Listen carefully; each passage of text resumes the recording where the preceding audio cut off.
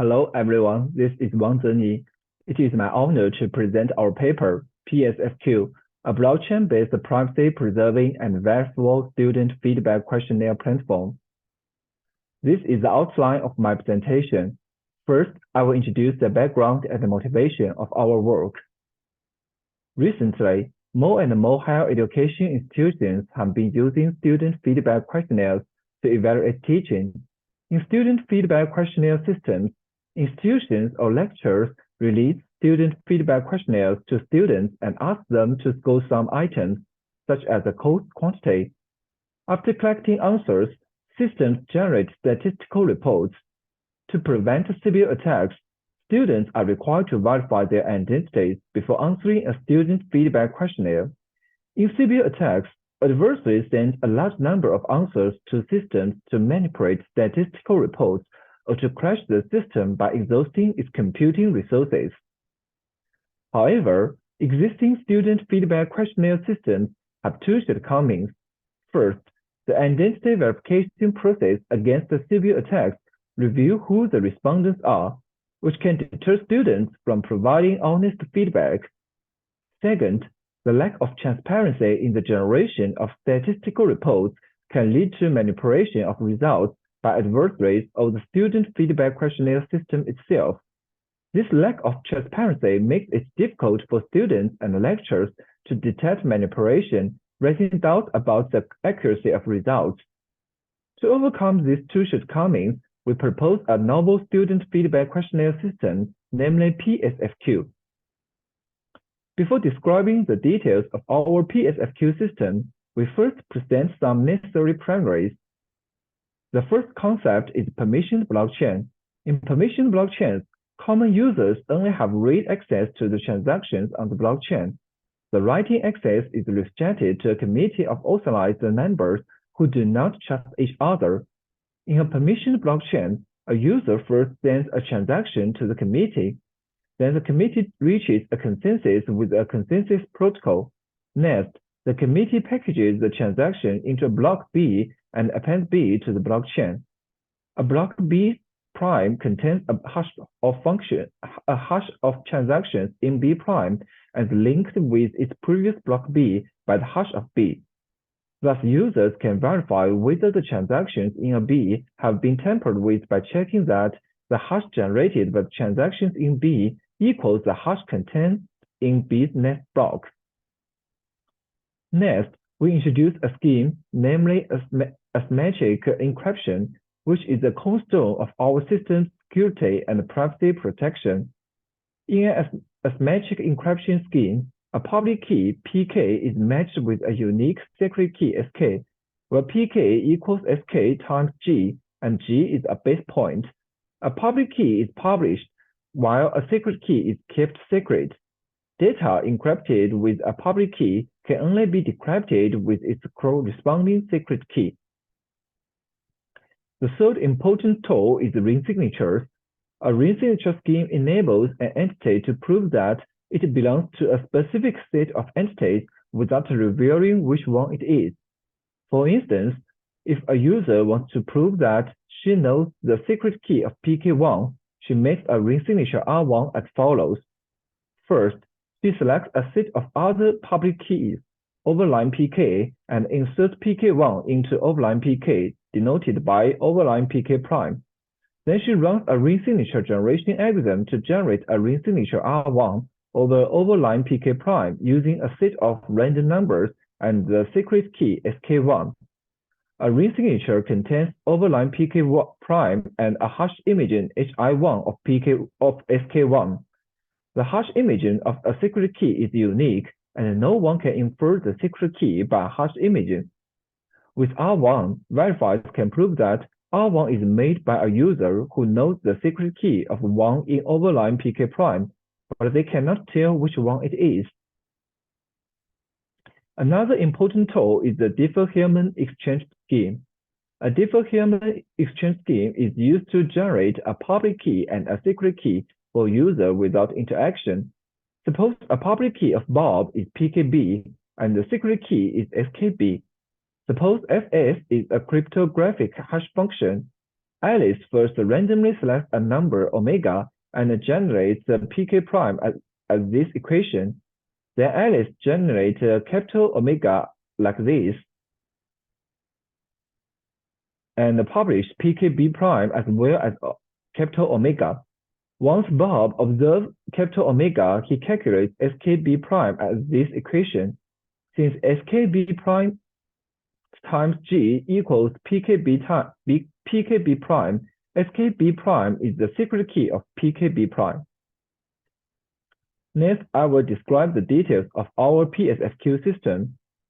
PSFQ is built on a permission blockchain and involves two roles, client and committee member. Clients, who are typically students or lecturers, only have read access to data on the blockchain. In contrast, committee members have both read and write access to all data on the blockchain and are online all the time to process transactions. Committee members are elected regularly. To be convincing, a committee includes officials of the institution and representatives of students and lecturers. A committee has a public and secret key pair, which is used to encrypt and decrypt students' answers.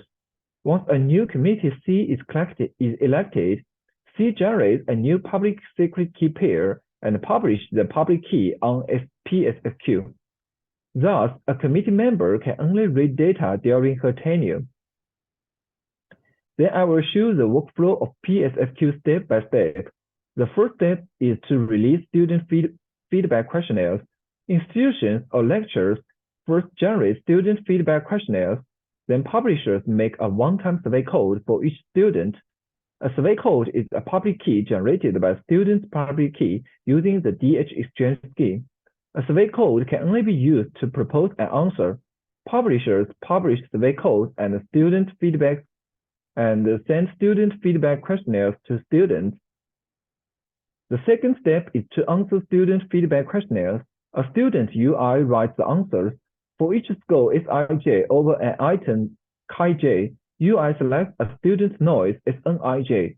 Then UI identifies her survey code Sc and generates its secret key Sk, namely the survey key, using the DH exchange scheme.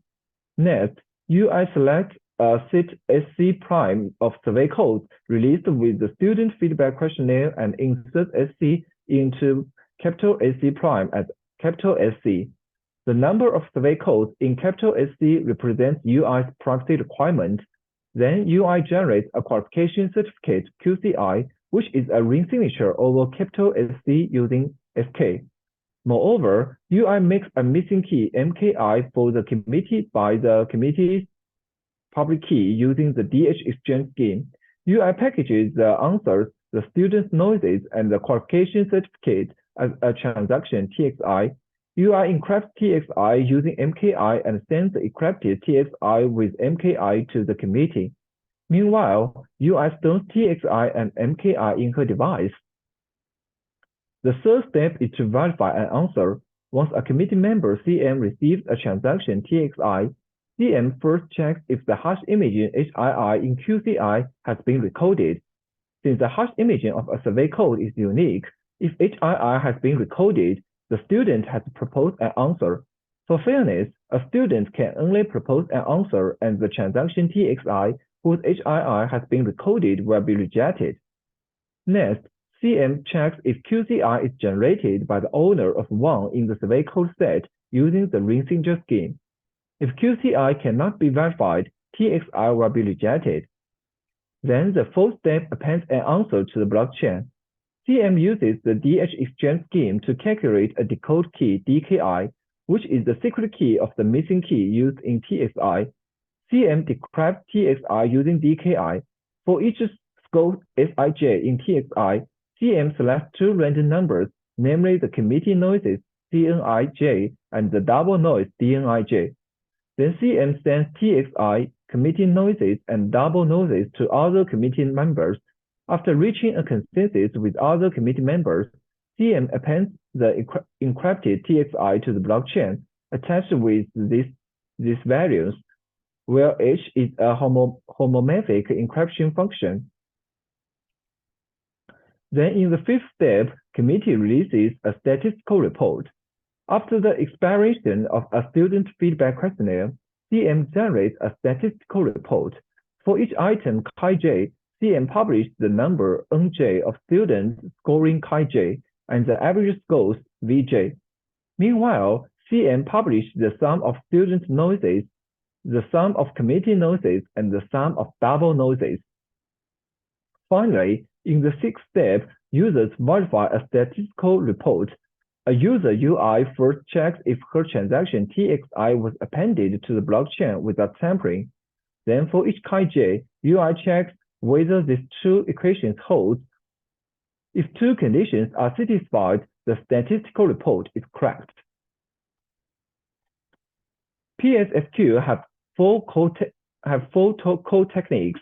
The first one is the resistance to CPU attacks. Since each student is assigned a survey code that can only be used once, adversaries cannot propose a large number of answers to PSFQ. Thus, PSFQ prevents CPU attacks. The second one is the generation of qualification certificates. Qualification certificates mix the respondent of answers. A qualification certificate's anonymity is determined by its survey code set. However, adversaries can make de-anonymization by analyzing survey code sets. For example, there are three survey code sets: capital SC1, capital SC2, and capital SC3. Each survey code can only be used once, and a survey code set includes a survey code used for the answer. Thus, we can deduce that SC1 and SC2 are used in capital SC1 and capital SC2. Thus, SC1 and SC2 can be eliminated from capital SC3, and the anonymity of capital SC3 is 0. PSFQ employs the ring signature scheme Token Magic to resist the anonymization attacks. Token Magic combines several existing survey code sets to generate a new survey code set, such that the survey codes in the new survey code set will not be eliminated. Since different survey code sets contain different numbers of survey codes, combining different survey code sets lead to a different size of a new survey code set. Token Magic intelligently selects existing survey code sets to minimize the size of a qualification certificate while meeting the anonymity requirement set by the client. The third one is the privacy protection. The respondent of an answer is confused by a qualification certificate. Each score Sij in an answer is confused by a student noise Snij. Even if adversaries know the function h and the value hSij times plus Snij, they cannot infer Sij. Moreover, an answer is encrypted by a missing key whose secret key is only known to the committee. Thus, adversaries cannot decrypt the answer. The fourth one is the correctness of an answer on the blockchain. A user verifies if her answer is correctly appended to the blockchain by checking if the answer on the blockchain equals the answer stored in her device. Besides, she checks if hSij plus CNij plus Snij equals hCNij plus hSij plus Snij. If all conditions are satisfied, the answer is correctly appended. The last one is the correctness of a report on the blockchain. If no student declares that her answer was incorrectly recorded on the blockchain, these values on the blockchain are correct. Thus, if these two equations hold, Snj is correct and Vj is correct. Thus, the report is correct. Finally, we summarize the difference between our systems and the existing systems. In existing systems, the respondent of an answer is clear. In some systems, only the system knows answers, preventing students from verifying the correctness of reports. Thus, these systems achieve answer anonymity but do not achieve immutability. Although some systems enable verification, they reveal answers to the public. Thus, these systems achieve immutability but do not achieve answer anonymity. However, in PSFQ, the respondent of an answer is confused by a qualification certificate. Thus, students dare to give honest feedback in PSFQ. Additionally, PSFQ employs homomorphic encryption and noise to obscure answers before publishing, allowing for verification without compromising confidentiality. As a result, students and lecturers can verify reports while maintaining privacy. Thus, PSFQ achieves the respondent anonymity, answer anonymity, and immutability. That's all. Thank you.